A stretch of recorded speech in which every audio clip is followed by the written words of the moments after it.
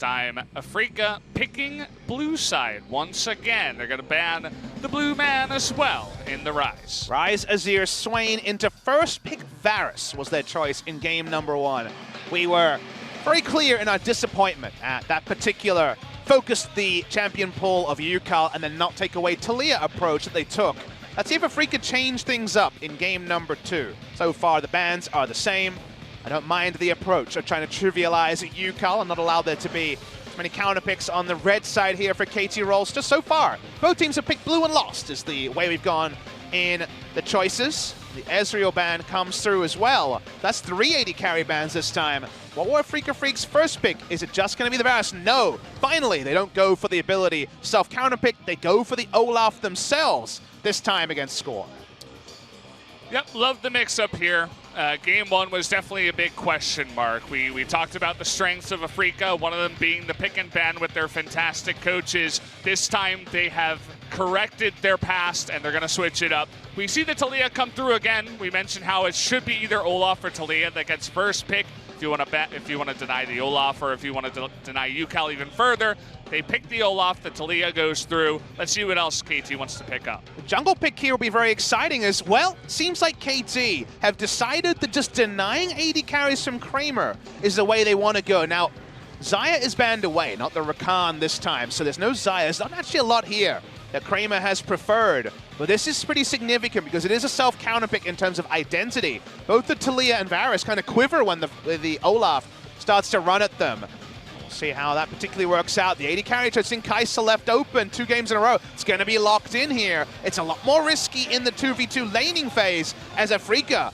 Maybe they're going to start picking for lane. We've praised already the LeBlanc. I think LeBlanc is a lot more likely than the Katarina in this game. LeBlanc is really strong against the Taliyah, and that will be a winning lane for Afreeca.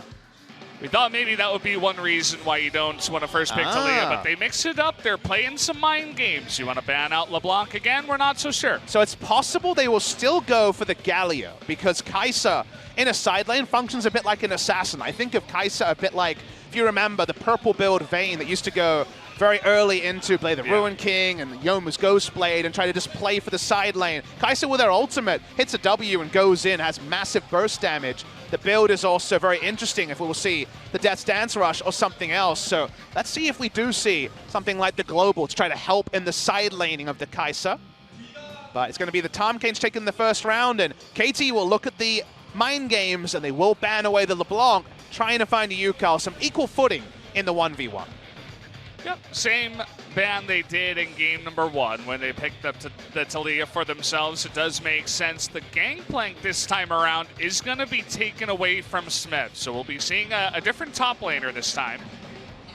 Does seem like jungle will be taken, and then last pick will be left for counter pick in the top lane. They don't want to leave open the blind Camille after Gangplank is taken away. That's already information that Kingzone and also Afreeca will be able to use, as they now know the Ultra Comfort when it comes to the 1v1. Seems like the Fiora days maybe are behind us, unless we see a really assertive Fiora pick in this particular game. Definitely possible.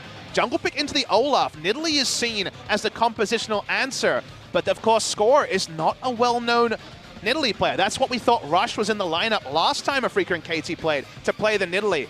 Score has been known to play the Nidalee, says he plays it because of its power, but they will not lock it in this particular game, I would wager. They go for Sejuani, the best tank at disengaging from the Olaf. The first time we're going to see it here in this series. Definitely is just nice in general. We're going to see also the Karma picked up here for the mid lane for Kuro. So it's another utility pick for the Kai'Sa, but not the Global. So they don't want to go for the Galio, too easily outlaned by Taliyah, not rotated in game number 1. They're going to go for the Karma mid lane in order to just follow and make the Taliyah accountable. It's a very strong 1v1 laning matchup for the Karma, so you're still very happy about your lanes. The final lane, though, is the blind pick. What are we blind picking? We're saying to Keen, the safest tank would be the Ornn. Patchworking into any sort of item build would be another initiator on the lineup. They will go Ornn. What does this mean for Smeb, though? Last pick on the red side. He's taken Fiora in many similar matchups and tried to make it work. Doesn't do that well against the Ornn. Let's see if it's going to be playmaking. It could also be a Tahm Kench top. I know that sounds crazy, but does very well into tank matchups. It's probably going to be the Shen, a very famous legacy pick for Smeb, but I'm not 100% sure until we round out to 20 seconds. We'll have to wait and see if they actually do go ahead and lock that in for the top side. Would have to imagine it. This would be more standard. Mata on Tahm Kench is second most played, and of course Mev Shen, everybody knows about that. Some of the best Stand Uniteds we've seen in the entirety of Korean League of Legends. Oh, we're piling on with this comp, nice. Regardless of where people are going, it will be the top lane Shen. It's a very standard Abyssal Voyage. They have the Weaver as well. They have the Stand United. This is very much about piling in. It's not as pigeonholed into the mid-game team fights as before. There are always some damage concerns on both sides. Kai'Sa very strong in skirmishes. Afreeca in the 5v5. They have great disengage. They have very big damage out of the Kai'Sa, but a one-threat comp largely from Afreeca. To me, this is largely going to be about the rotations, the rotational play. Won by KT in game 1, Afreeca in game 2. Afreeca are more reliable, but KT is so aggressive. That's how the early game goes with Spirit in the lineup, having got to watch Mowgli in game number 2. The jungle shenanigans are certainly happening here. The flips in the jungle with the different members coming on in here. Score on Sejuani, very standard, straightforward. Going to be making that play. The rotations make it back, as you say. KT certainly have so much potential to make map plays. You got Talia, you got Tahm Kench, and you got Shen to roll all over the map. So let's see what they got here. We're going to jump into game number 3 right away.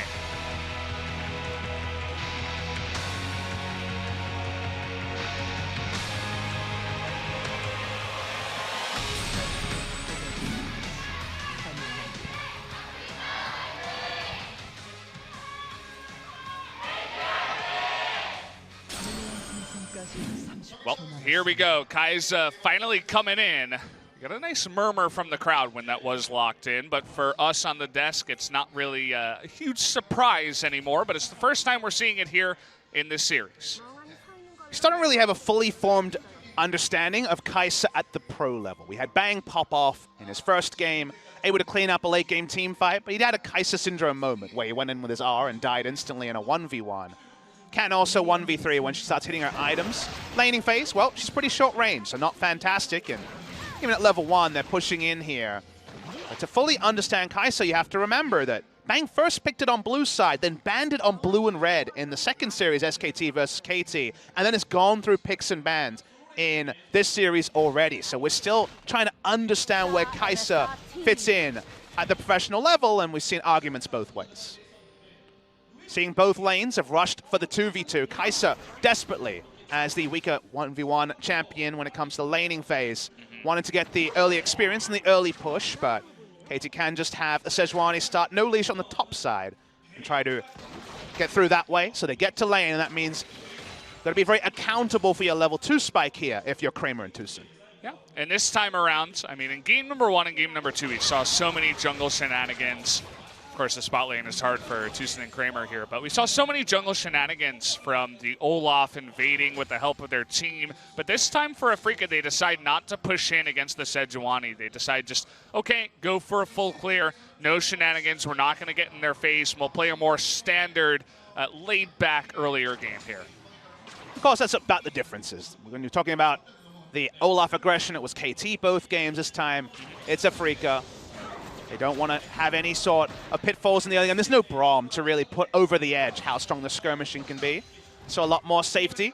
Fun to see Smev back on the Shen. Shen top lane has not been in any way contested in the LCK. In fact, Shen support also died a death, so he's in very little Shen in recent weeks. He is a fantastic Shen player. I wonder how much damage he will go for. Was watching Flandre play Kleptomancy Shen over in the LPL. This one is going to be the Grasp of the Undying, so very much focused on just the tank v tank trades against the Ornn. Yeah. Probably no Triforce this time. LPL, certainly a lot of fun in terms of being very creative with their builds. When you're going up against a tank, why not take Kleptomancy? I mean, right? there's been like 310 games as well, so they throw out crazy stuff, and some of it sticks, like the Trinity-Force Malphite that we saw in game number 2, and some of it, you know, you don't push it through to the LCK, so. Like the Klepto Shen? The Klepto Shen, you know. You know, I like the idea, but probably in practice, not going to work out as well. Kai'Sa laning phase, again, not going to work out particularly well against the Varus, who can hold her very, very accountable. So that's what they were able to get. Even though they ended up picking Varus into Olaf, this was in kind of full knowledge that Kramer didn't have anything left that could actually win the 2v2, so they were very happy to get control bot side that was a miss in game number 2. A lot of control with the Kalista game 1, not so much in game number 2. Yeah. You get to see you, Cal, on the Taliyah once again. We saw exactly just how precise he is with his abilities. The Weaver's Wall's always in the right spot to enable his team. I'm going to hold my thought as we have a nice little engage here. Deft getting engaged upon, but doesn't seem like much will happen because Tom Kent is down in there. But yeah, double kill even in the mid lane, or the mid game rather, for the Taliyah. Excited to see what he can do in game number 3. On the top side, we're seeing Mowgli's pop the Predator. Oh boy, it's going to be hard, especially with the knock up at the taunts here. Does he want to go for the flash? Not yet. Going to use that dodge circle first. Perfectly played by Smeb to get away from that one. He actually had to be really conservative with the flash. That wasn't an early flash moment. Early flash, he probably dies, but got value out of his W. Nicely done by Smeb. He doesn't die. If we think about why Shen was picked here, remember, it's another way to pile onto bot lane. It's another thing that bot lane has to respect. And if they can put Kramer down in the death chamber a couple of times early, there will be huge damage concerns in the mid game coming through from Afreeca. So that means that that's a lot about what KT have chosen. Let's rush to lane 2v2, no leash. Let's have the Shen top lane to potentially attack the 2v2. Shutting down the Kai'Sa is the big thing that KT want to achieve with this Shen draft.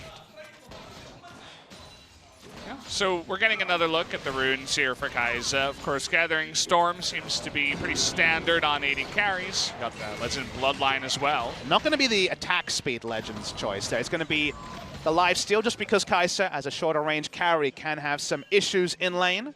So you can't just go for the attack speed and start working on the evolution of your E. Going to be a bit more accountable. Saw these runes when I was doing research on players like Ruler and other Korean 80 carries, so they aren't going into the attack speed side of the precision tree. Seen some crazy stuff in solo queue, of course. It is press the attack this game, we should mention. That is the pretty common choice. I wonder if it will be Death's Dance Rush from it, just for a bit more of that assassination potential.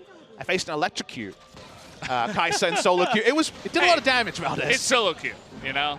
You're going to get some weird stuff. Hey, we just have no professional games on 8.6 to know what the best is. So you see things and you're like, well, that could work. Yeah. Are you ever going to get a top Kai'Sa game? Is that a thing? I feel like it could be, perhaps into some of those tank matchups. We've seen a lot of Lucian top into stuff like that, but you definitely have a lot of freedom up there. Question is, could she survive in the long lane against some ganks? I mean, Kai'Sa jungle is also something people talked about. There was Score who said it's about as likely as Jungle Teemo to come out, so he had some choice things to say. Yeah, that's one way to put it, I guess. Score is famous for saying things like, I really don't like Nidalee, then locking it in, though, so yeah. The mind games are always real. And Spirit is, of course, exactly the type of player you'd expect to play the jungle Kai'Sa, our mad scientist who was playing Lulu jungle in the regional qualifiers last year. Yeah. Rumble jungle, jungle Jace. We've seen from time to time some weird ones. Yukal, he's just doing his thing. Gets the big one smited away, but steals some of the Raptors away from Mowgli. Doing his best Score impression, or I should say rush impression, and finding the enemy jungler and doing a bit of battle warding, as he found actually a brief bit of respite in the mid lane. It's actually an Aegis rush from Karma. That's so strange. Let's hold the point for now. Okay, Predator coming in. A very early flash from Mata. I love that play to just get away. They had the lane ward, so the Rammus S gank coming in with the Predator.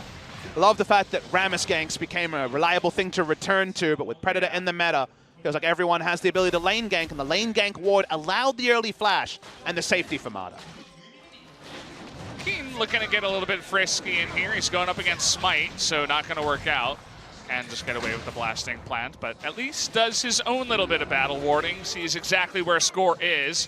As I mentioned before, it's not really about the two jungles, as Mowgli is trying to go for another gank. This time Mata does not have his flash, pushing on in, trying to bait here, but not quite able to engage. They have a double level 6 advantage and a Shen, so Tucson and Kramer are definitely having to approach with trepidation, even though their jungler is there. There's so much ability to turn. They have so many people who can get there. Everyone except Score can be bot lane in an instant. So that's why they have to be a lot more accountable.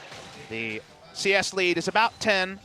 I know I've said accountable quite a few times in this cast, but that's what it's about. It's about holding down Kai'Sa with the Shen lock-in, with the laning trades, and at every moment, Afreeca have to take a step back and think, do we have Ornn with the ability to interrupt Shen? If the answer is no, don't make the play, don't walk up. Don't do it, especially when it's the flash you got from Tom Kench, right? You mentioned that Aegis, it's a banner of command first. Super fast, actually, just to try and keep Taliyah in lane. Would you say it keeps her accountable? Yeah. Oh, actually, I wouldn't say that. You'd say that, Papa Smithy. But it's actually a really good choice. So that's why I thought it was crazy, because you'd think there would be at least a lost chapter or a tier first. It's just purely, hey, if you're going to roam, I'm going to take mid lane turret. Yeah. This is basically trying to roam on an Ignite Jace, who already has plenty of AD, who's just going to walk up and use W on your turret. Yeah. Just trying to keep Taliyah in lane forever and stop there being 4 people bot side with no counterplay from the side of Afreeca. You mentioned that was one of the big strengths of their composition with the Shen, Taliyah, and everything they've got, but I wonder whose idea that was, too. Was it Kuro? Just goes into the game. He's like, I'm really going to mess with this Taliyah. I'm going to make sure she can't leave the lane. Or maybe it was a coach. You know, we always talk about the coaches. Maybe the coach whispered in his ear and he said, buy Banner of Command. I know it's not as good on this patch, but still do it. It's really good against Taliyah. And you just know that Yukal scrimmed 0 games against 8-minute Banner of Command. He's just tilted. He's like, what is this? What is this crap in the mid lane? Yeah. Can we get a remake, please? I don't think this is allowed. Really nice stuff there, and Afreeca are inventive. I think the coaching staff, you know, they brought over the Chinese pick in the Malphite top lane. Now they got the Banner of Command. They think about the game a bit differently, and that's cool to see. Tucson doing his thing. He'll engage time and time again onto them, but always with the Tom Kench in the lane, you're going to have trouble getting an actual kill. Certainly a good way to shut down that Alistar. Was picked right afterwards. Nice sidesteps from Kuro. Very hard to actually hit the seismic shove onto Kuro if Inspire is available. So he'll be able to sidestep. And for all the pushing and little poke damage, KT haven't been able to get a meaningful lead around the Kai'Sa. The Kai'Sa escapes lane within 10 CS, just like Vayne back in the day, and a lot of those more tricky laners to pull off. You're pretty happy if you're the side of Afreeca. Certainly you are. This is turning into a very interesting series just because of the picks here. I saw the Karma and I'm like, well, you know, I play so much Taliyah. I know how good it is up against the Taliyah. Very annoying to deal with. Rageblade Rush onto Kramer. Again, it's common, but we see Essence Reaver and Death Stance first more so than other choices. But the Rageblade is very powerful at some point in the Kai'Sa build. It is another dueling item. If you get 6 stacks, you proc your W and your passive so much that you can always get that execute damage coming through from a passive. Yukal goes for the invade, done this a couple of times before, but even with 2 control wards, the roam bot lane has never come from the Taliyah, and Kai'Sa continues to pile on the farm. It was a small mistake from Score. He's really trying to make this work. The Predator's going to come in now, but it is 2-on-2. Trying to go for the Karma, missing the Q, actually, the Arctic Assault, but they're going to go on to the Olaf, who's forced to blow everything. Now Death getting engaged upon the Ignite is ticking, but he does survive. Didn't get to see the full engage happen down there. Don't know how he was forced to use double summoners, but he actually now has a summoner disadvantage compared to the Kai'Sa. Gonna be a lot of free time for Kai'Sa to pick up a lot of farm in the interim now. We'll need a replay. I imagine a face check of some sort happened.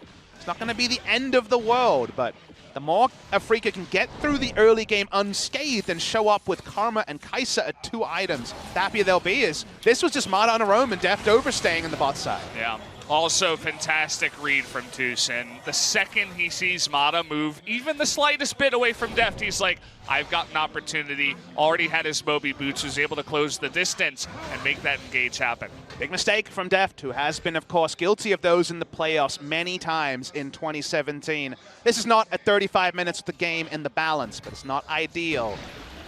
Afreeca on the top side. First time they've had a bit of control. They're looking for their first Rift Herald of the series. Yeah.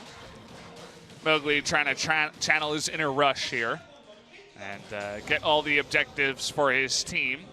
This time we haven't seen much focus on the Drakes, even though it is a Cloud Drake. Just haven't really had any kills or opportunities to get on in there, but very early Rift Herald could be quite nice for this Olaf. Simple. It's really impossible to draft a Kai'Sa and Olaf together and also take Drakes, because you're not going to be strong around the 2v2 because Kai'Sa struggles in the very early game. So that was just something that Afreeca couldn't add onto what is now the first neutral of the game, which is that Rift Herald, and it's actually just popped instantly. I wonder if that was a mistake or not.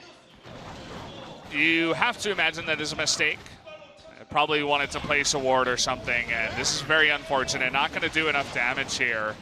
Certainly could have waited, maybe wait to see where the Sejuani is and try to get a better charge, but Could have even taken out that first blood turret too if it had full health. So of all champions to press 4 or your warding item on, it's not a Lee Sin, it's actually an Olaf. Very strange. Just a pure mistake from Mowgli, bit of jitters you'd say on the stage. Yeah. Score, and also Yukal are here. This should be enough damage. Let's see what he can do though. Keen going for the 1v1, wants the knock up first, not even gonna blow his flash. Knows he's dead at this point. They're gonna give the first blood. Well, they tried to give it to Yukal, but it goes to Score on the Sejuani. He's gonna continue attacking lane. He's going for the Titanic Hydra Rush, which is the Score natural build from the old days. They'll get the roam, but with the Banner of Command, we do have the Devour here to try to slow down the push. Def gonna have a lot more happy time in the side lane. But that also gives free time to Kramer. There's no free lunges, no free victories for either team. It's always about the trades. And now KT looking bot side to not give up any more minions to the side of Kramer and Tusa. Fantastic team play there by Afreeca to call them up into the mid lane and stop that from happening. Or rather, I said Afreeca, but I meant KT coming in with the Abyssal Voyage. And so they're going to keep that alive. Still no turret going down in this game. So it needs to be a two-step plan to make a roam. You need to know that Abyssal Voyage is there to respond to mid lane when Taliyah wants to go top. And of course, variables change very fast in the 5 to 10 seconds before all of that happens. And that's the sort of area where 2-item Kai'Sa hits the right W, goes all in, and catches someone in transition. We already saw Deft have to blow 2 summoners in transition. So because KT need a multi-step plan from the early Banner of Command, there is still plenty of room for Afreeca to punish on those rotations. What does it all mean, Valdez? We take a step back, we look at the wards. Right now, the ward line, much better for the side of Afreeca. They do have a true global on KT to skip around ward lines a little bit, but they have no information on where the Olaf is. No real jungle control. They've been battling against the draft a little bit here, have KT, so you really do like the position that Afreeca find themselves in at 15 minutes, and the fact that Kai'Sa is still putting on the items is good news for them as well. Yeah, double Rage Blade for those 280 carries in the bottom side. Mata's been loving that ward, spots out a cow in the jungle, but also Mowgli trying to come in with the lane gank, as you mentioned before. Score, he's been hanging around this brush a lot, really trying to answer the Olaf, but Afreeca looking to up the ante here, trying to bring down actually the Ornn. So far, just a 2-on-2 trade here. You had the bottom lane actually rotating with Mata, and that means that Afreeca is just going to back off. Well, he's running into the enemy Olaf, trying to get him to use Ragnarok. They're going to get him to be a bit unsettled, and from the poor use of the Rift Herald we'd already seen, it's a pretty sound plan. It's a level under, but it's only a bit of experience. As you can see, experience bar is full towards level 10 and saps it away from the mid lane. Score continues on the front foot. They want to finally get this outer bot lane turret down, but controlling vision has been a struggle so far for KT. The laning phase extending is advantage Afreeca. Wow, a very big wall down on the bottom side. They want to engage here, but Tushin immediately going aggressive with the TP. Also, the wall not going to last all too long. Just at level 11 here, so interesting one, but they do get the TP out of Kuro at least. And that's a big one for Afreeca. It relieves a lot of pressure. Top lane didn't use summoners. If they could have got Keen's teleport, that would have been at least a decent trade. KT aren't able to get much except for mid lane. Mid lane can just run at Taliyah and stop her roaming, and her Weaver's wall is down. Will we see any priority on this Cloud Drake? We had a 6 straight game, or nearabouts, in game number 1. But not so much in this game. The laning phase continues. You do worry that if Afreeca can show up with that 2-item Kai'Sa, we're not ready to understand exactly how much hurt she can unleash on KT. Scores there again. Same position. Just really wants to bait this out. Wants to stop the Banner of Command from pushing in. Need to buy time to smite this. Banner of Command really doing a good job of keeping tabs on the KT jungler. And on the Taliyah, like we mentioned a couple of times, so rinse and repeat. Hasn't really been any new developments in this game for the past 8 minutes or so since we first saw the use of the Banner of Command with the rushed item coming through from Kuro. No Stan Unitas this game either. Level 12 already for the Shen, who has built for lane so far, just into the Titanic Hydra. See what the second purchase will be from Smeb in this game. Weaver's Wall not yet available, but they really want to push down this outer. Yukal and Score both here, but here comes Mowgli. Will he pop the Predator? Is used. Yeah. Just poking on in. They're going to deny the turret for now, as also Kurrit was rotating down. Look at Smeb also just walking his way down the river here. He's going to be spotted on a ward now, though. He can push in the mid lane a little bit and wants to be there as fast as possible. Isn't even happy with the stand united for the more decisive rotation. This is all about having as many people bot side as possible. They finally pull away. But I think Afreeca is going to be really happy with how long they kept standard lanes going as the first Zeal item is completed by Kramer. Working on, you would imagine, rapid fire cannon, but there's actually an argument for most. There's a lot of value out of Hurricane because of how it interacts with the supercharger on the Kai'Sa, and maybe with an Ornn, also all the overshields coming through from the Karma, he actually feels like he'll be able to fight in close quarters long enough to get Hurricane value, and then superchargers basically on 0 cooldown as you approach 100% bonus attack speed. Certainly need to keep an eye on the Kai'Sa items. We'll see the next time he does go back and buy. Def did go back, and he picked up a Wit's End to finish that one off. Up to 2 items now. You don't skip the Wit's End in a game like this because both comps, when it comes to the team fight, has to kill the closest target. They have no ability to get to the back line on either side, and Olaf's not going to be strong enough to run in himself and kill. It's not 8-kill Olaf in this particular game. So Seismic Shove and Varus and Talia hitting the front line, and the same story for Afreeca. Now, as the fight develops, when the frontliners go down, then you see the killer instinct come through, and potentially Kramer repositioning the backside, Bang-esque, to be able to pull off a really nice dive. But that's a situational thing. The standard bread and butter team fight is killing the front line. We'll see what it can do once we do get into a team fight. We really haven't had any just yet. Afreeca, as you mentioned, they've been doing a really good job of just keeping everybody away from diving, from using their globals on the side of KT. They eat a small deficit in the early game, but they've taken a lot of the objectives away too. Still no Drake's been taken here by KT. The Rift Herald did go over to Afreeca, even though it was misused. KT, though, looking to push into the mid lane after getting a bit of an advantage down on the bottom side. Crazy thing about this game is we haven't even talked about the Relic Shield coming through from the Olaf. Mowgli did it in the previous game as well. Just about saying, hey, we might ARAM for a while and just pick up some extra gold. No Bandit, of course, as finally the Drake is collapsed on, but it's a 20-minute Cloud Drake into a second Cloud spawn. While decent on patch 8.6, Afreeca were happy to keep it delayed. But gold generation from the jungle still happening after the changes, and the first mid lane turret could be going down now.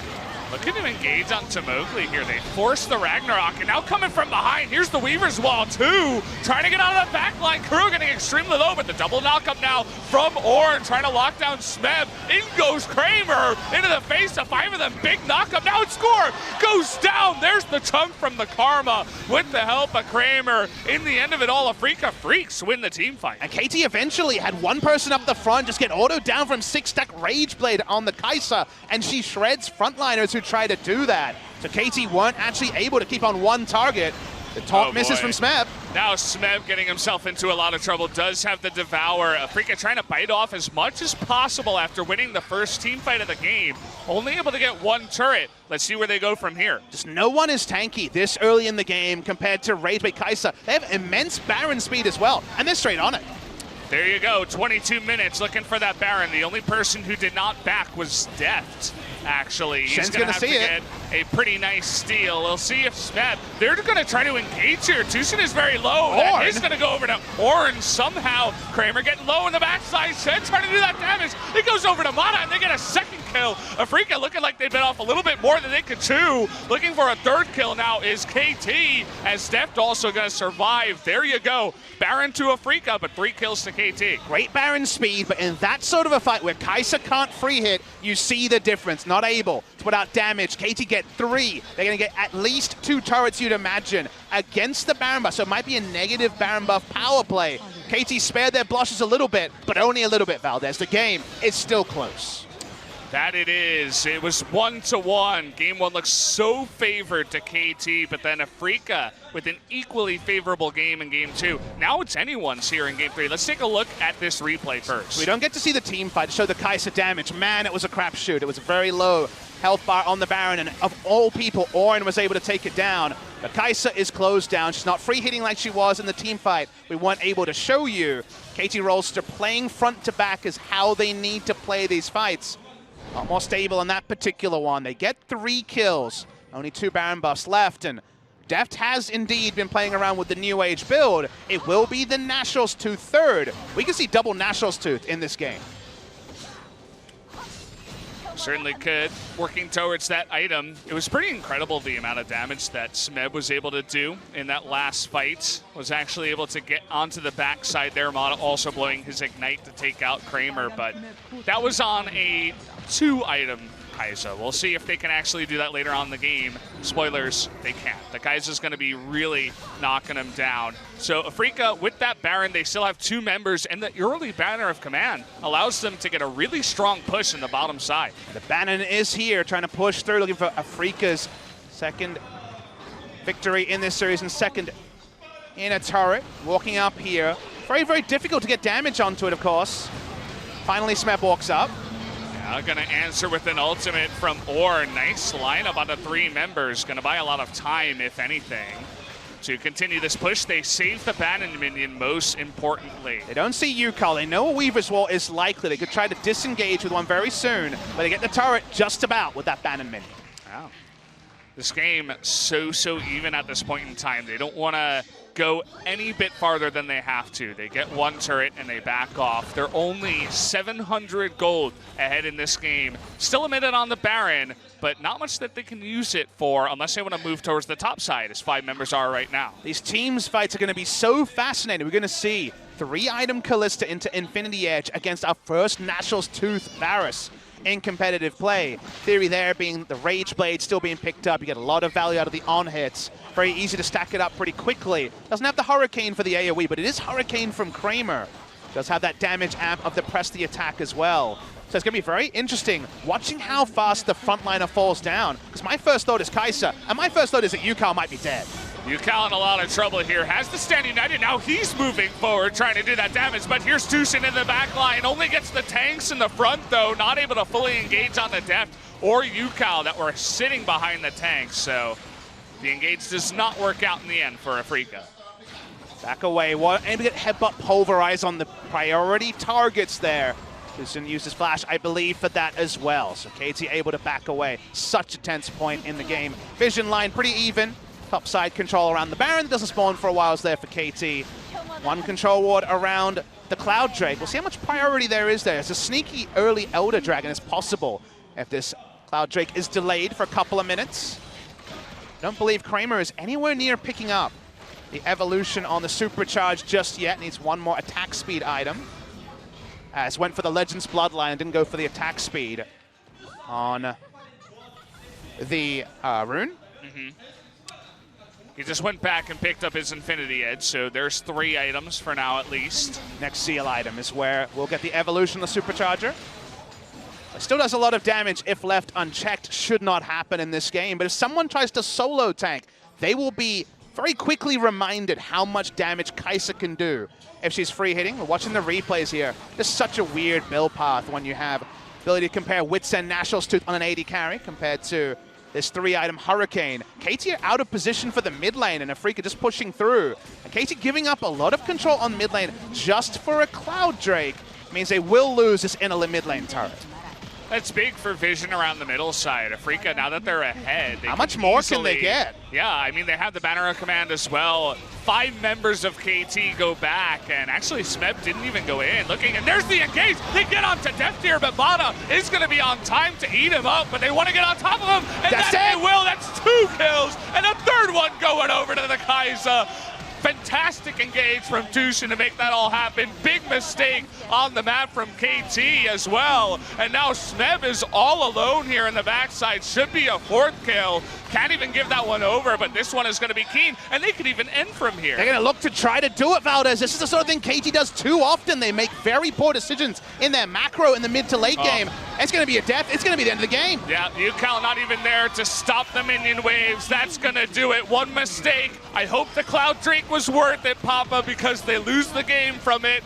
That's going to do it. Afreeca Very nicely done, fantastic read, and another great engage from Tushin, who's got a huge smile on his face. We are going to have Afreeca on match point as they take game number 3. Afreeca Freecs come back purely off a macro mistake. And in our preparation, we said, if it is regular season Afreeca, they will look at those mistakes that KT made against SKT that went unaccountable and be able to be the more polished team. Didn't see it in game 1. In game 3, on full display, this wasn't about a counter pick. This was purely one decision at 27 minutes separating the two teams.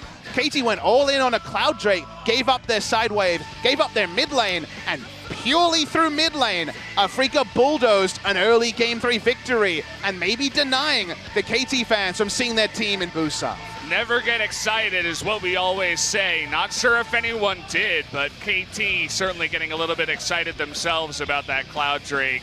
Bit of a mistake there, certainly going to be one we can write down and go back and say, wow, that really happened. That was the way that they lost the game in this big best of 5. We were expecting them to actually go up. A lot of people saying KT should win, but I don't know if you deserve to be in the finals. You need to make cleaner plays than that. And this is with Score in the lineup, the man who is usually anointed for his shot calling to be the reason. The team looks a bit more concise. Afreeca have been more reliable than KT, and this engage from Tucson really made KT left wanting. They thought if they rushed in, just showing 3 members would get them to back off this inhibitor take. Instead, Afreeca said, we know you're out of position. We're going all in. Yeah. And they rolled high. This was definitely the one risk they took. It paid off in the biggest possible way. And suddenly KT have no room to make any more mistakes. The Kai'Sa, too, already had the W on him, so was able to jump right in there. But guys, we're going to take another break before we get into game number 4. Can Afreeca close it out, or will KT bring us to game number 5? Join us in a bit.